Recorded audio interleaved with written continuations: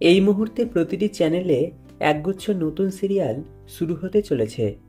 Star জলসার কথা বললে ইতিমধ্যেই এখানে শুরু হয়েছে একটি নতুন মেগা। আরও কিছু নতুন সিরিয়াল শুরুর কথাও রয়েছে। এর মধ্যে একটি আসন্ন ধারাবাহিকের প্রোমো সামনে এসেছে।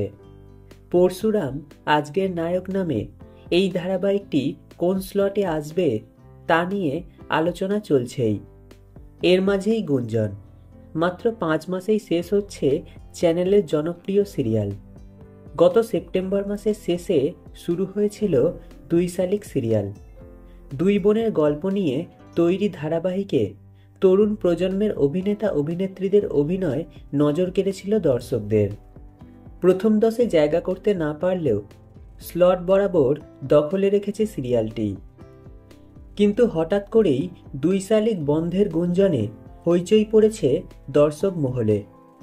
কানাঘুষো বলছে ক্রেজি আইডিয়াজের আসন্ন সিরিয়াল নাকি 8টা বা 8:30 স্লটে আসবে। সেখান থেকে একটি মেগাকে পাঠানো হবে 5:30টায়, অর্থাৎ কোপ 2 শালিকের ঘাড়ে। এমন গুঞ্জনে স্বাভাবিকভাবেই চাঞ্চল্য ছড়িয়েছে দর্শক মহলে। এত তাড়াতাড়ি সিরিয়ালটি শেষ করে দেওয়ার খবরে ক্ষুব্ধ দর্শকরা। তবে অনেকের মতে এমনটা আদৌ হবে না, কারণ 2 শালিক খুব বেশি না হলেও টিআরপিতে এগিয়ে রয়েছে প্রতিপক্ষ অমর সঙ্গীর থেকে। স্লট লিডার সিরিয়ালকে এত তাড়াতাড়ি শেষ করবে না চ্যানেল।